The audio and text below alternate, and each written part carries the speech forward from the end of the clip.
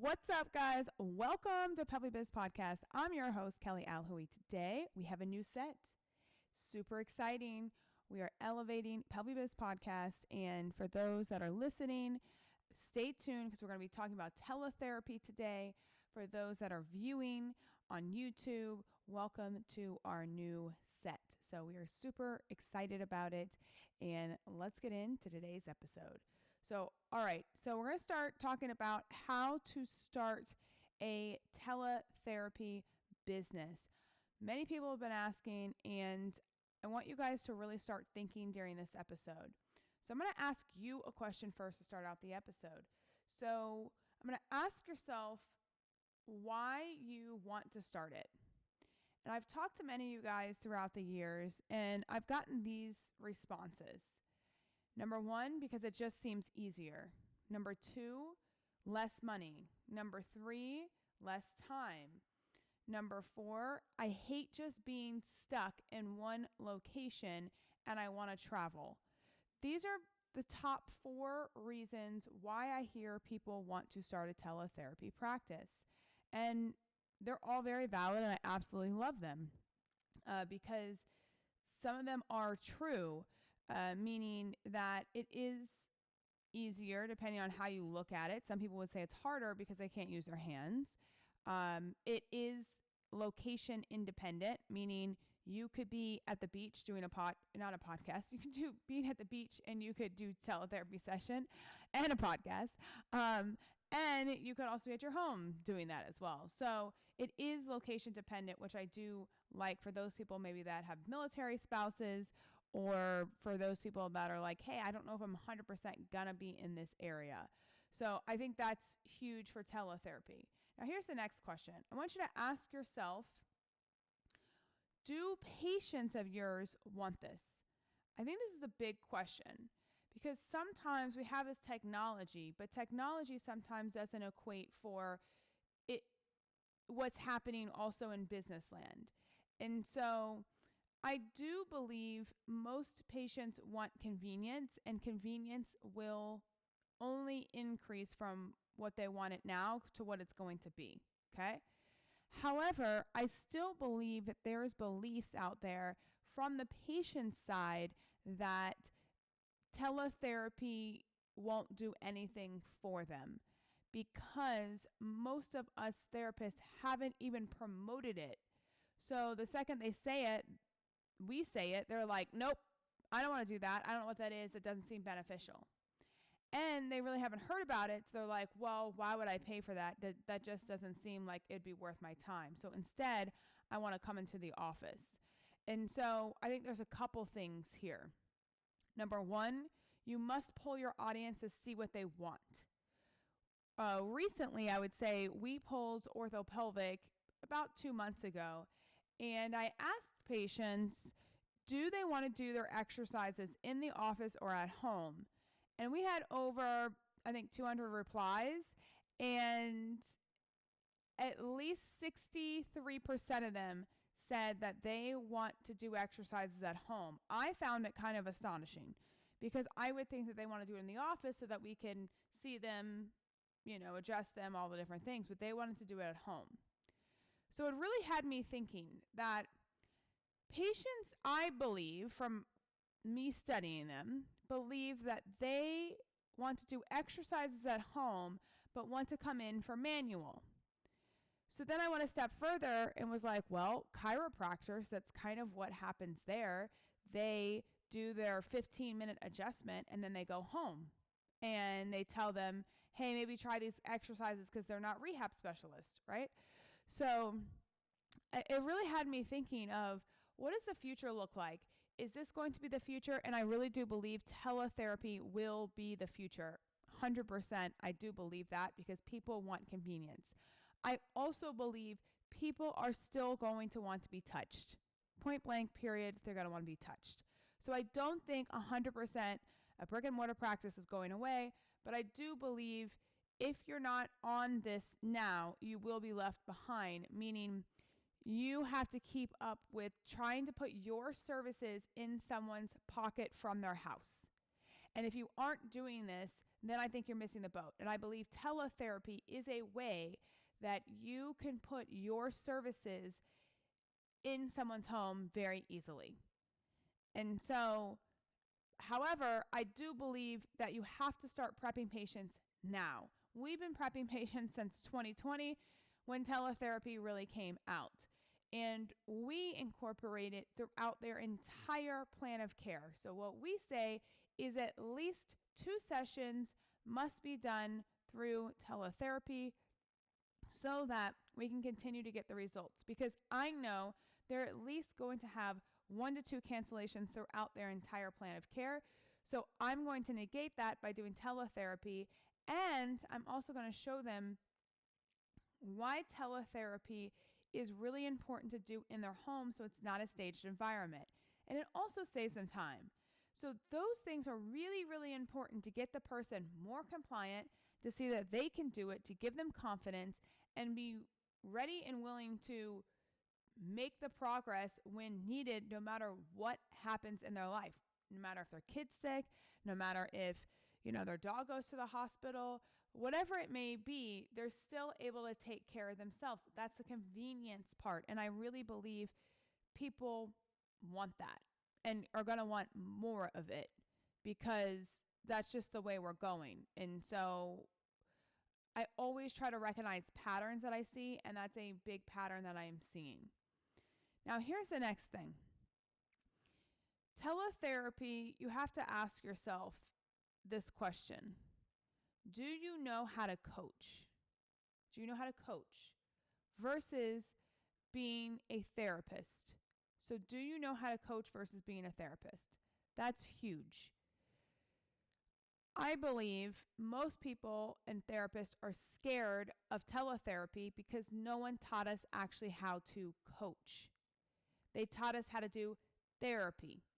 Therapy, in my definition, means that we are physically touching someone using our hands to be able to get them the result that we're looking for. That's what they taught us in school. What they didn't teach us in school was how to actually coach people. And they don't teach you this in any Con Ed class. And I'll say it again. I know I said this again, but I will say it again because for Con Ed, they teach you how to place your thumbs on the sacrum bone, okay, and what manipulation technique you're going to do, what soft tissue mobilization you're going to do. But what they don't teach you after the Con Ed class is how to communicate that to the patient and tell them why it is beneficial to them to be able to come see you and what your expertise is. They just teach you the technique. This is where we have lost every single person. This is why chiropractors do a lot better than we do. And people know what a chiropractor does. People don't know what a physical therapy person does or an occupational therapist does because we don't know how to communicate what we do. We don't. We do not know how to communicate that. So you could have every certification under the sun, but unless you're able to communicate that, aka market it to the public, then people aren't going to know that you can help them. And I'm not talking about marketing, I'm dry needling certified, I'm cupping certified, I'm, Maitland certified, WCS. Like, people don't even care about that because they don't even know. They don't know. What they do care about is if you can communicate that they're here and that you're going to get them here and that you can actually solve their problem and that you've helped solve many other people's problems. That's what they actually care about. They don't care how many Con Ed courses you've had. They just want to know that you're the person that is going to solve their problem. And so this goes back to coaching. You have to know the right questions to ask to then get the response of what you're looking for to then solve the problem. So many therapists have a difficult time understanding what they need to be asking the patient to get the outcomes that they are looking for. So let me try to give you an example. I was treating a guy with erectile dysfunction over teletherapy, and I treated him throughout the entire plan of care. And people are like, how are you treating erectile dysfunction when you're not even touching any of the tissue? Well, I had to dive deep. I had to coach him. I had to figure out what the actual problem was. And make a long story short, the problem was that he was a mechanic. He was very stressed out at work, and he couldn't focus on his wife when they were trying to be intimate because he was so freaking stressed out at work. So as sessions went on, it took us about 4 sessions to really get to the deeper root of the issue, because I didn't know if it was truly a heart issue. I didn't know if it was a blood flow issue. I didn't know if he had another medical issue I didn't know about. I didn't know if it was stress. I didn't know if he wasn't into his partner. I didn't know if he was fantasizing about someone else. I didn't, like, all this stuff you have to unpack. So how I unpack that is by a series of questions, asking him and digging, what's the reason? What's the why? When did this start? When did this really come on? Why can't you have an erection? Can you hold an erection? What does turn you on? What doesn't turn you on? And he was really into his wife. He was really, really into his wife. So I knew that wasn't it. And we would give him certain exercises to focus on. And it wasn't exercises like stretch your pelvic floor out. It was connecting and down training exercises to help him and his wife just be able to connect again. And after 7 sessions, he was able to have an erection, hold the erection, be intimate with his partner, and be able to actually enjoy it. And he got his sex life back, and it was life-changing for him. And so we continued on through the plan of care. I think we did 12 sessions total to make sure that he continued to have erections without difficulty, and he understood what to do in his lifestyle to help calm things down. So we were coaching him on how to organize his day and how to go for walks during the day. We were coaching him on how to belly breathe after he put on a tire. We were coaching him through how to incorporate stretching, because he was a mechanic, he had to be in all these awkward, weird positions. So after, him doing that, we coached him on how to actually do these stretches while he was doing changing parts out. So all of that stuff made a big difference it's just a build up throughout the day, right? Of getting him to feel comfortable, not so stressed out, and getting his mind able to focus on him and his wife during the time that they want to be intimate, so that he can have an erection, feel confident in himself, and get kind of his mojo back. That's kind of what he was lacking. And it was just really, really impactful. And I think most people would say there's no way you can treat erectile dysfunction through teletherapy. And I would say, yes, there is. And we've even created diagnosis charts, aka protocols, for every single pelvic health condition, week by week, what that looks like, what you're going to add through teletherapy. And we're really, excited about it. We've had them for years. We've just kept perfecting them, and they really do work. And it tells you, what questions to ask. It tells you each week what to do, how to make the session different. It really walks you through to build up the confidence, how you evaluate the pelvic floor through a camera lens rather than you having to touch them. That's really important. I think most therapists lack on that. They're like, how would you know someone's pelvic floor is tight? Well, there's so many different ways that I could coach you through of what that looks like and how to get people to do that. I would say with teletherapy, models are huge. You need different models to make sure patients truly understand what their parts look like, what things should be happening down there, and different props. They really need to see different props so they truly understand what things look like. And no, I do not have them pull down their pants during teletherapy. They never show their private parts over the camera.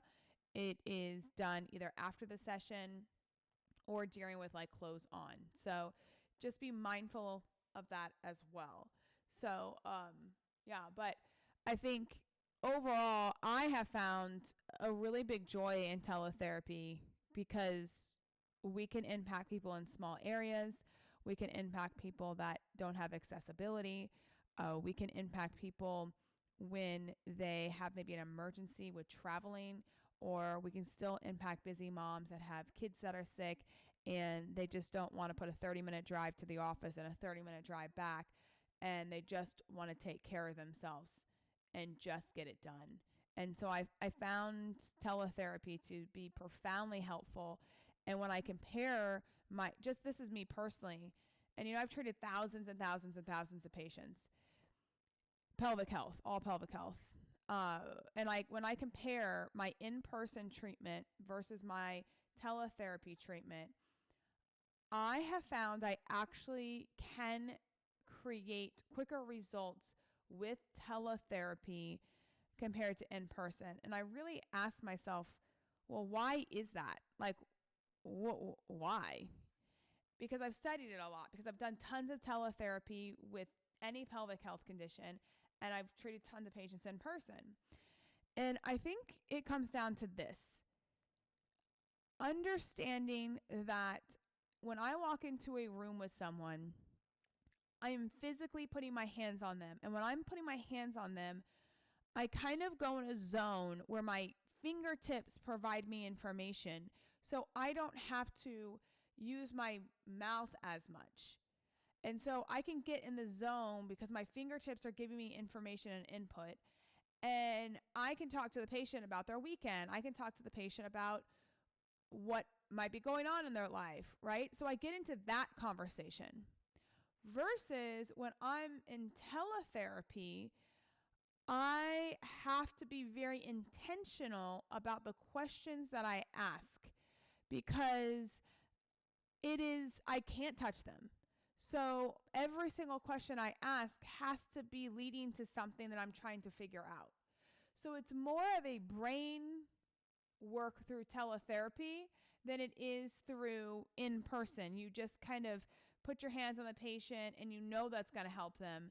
So it doesn't really matter kind of what your conversation is in person. I mean, we all love a good therapy session too, like mental therapy session, why we're getting touched, right? It's a win-win situation. But I think that's why teletherapy sometimes is accelerated for me of what I've seen with results, because I have to go deep into their soul to figure out what truly the issue is. And I've also seen like a lot of patients in person and then also through teletherapy, because again, part of our plan of care is at least 2 teletherapy sessions are needed during the plan of care. And I can tell you, the patient opens up more through teletherapy than they do in person. And I've seen it time and time and time and again. And I think the reason why is because they're behind a screen, so it's not as maybe intimidating. I don't know. I mean, I don't know. I'm just taking a guess at it. But I can tell you that I learn more about the patient through teletherapy than I do in person. And maybe that's because we're just shooting the shit in person because we're like besties and we like to have fun. And online, I'm really like, I have to think and I can't use my hands. So I have to be very intentional, like I said. So I don't know. I would say those are like the biggest things that I have personally noticed when it comes to teletherapy and the benefit of it. Just being really able to communicate and ask the right questions is key. And I believe most therapists lack that. And that's what we help people with, is learning how to communicate effectively so that you and the patient can get the outcomes that you're looking for. Because we know when we get those outcomes, that's what makes us keep going. Like, that's the thing that makes us keep going. And so, I don't know, we absolutely love that. And so just so you guys know, July 17th at 7:30 p.m. Eastern Standard Time, 4:30 Pacific Time, we are going to do a free teletherapy webinar. So stay tuned for that, because if you are on the fence about teletherapy, how to do it, we're going to show you how to do it on the webinar July 17th at 7:30 p.m. Eastern Standard Time. So thanks, guys, so much for listening. And if you have any questions, please drop it below or find us at PelviBiz, PelviBiz, at PelviBiz on Instagram. You can message us there. Have a great day. Bye, guys.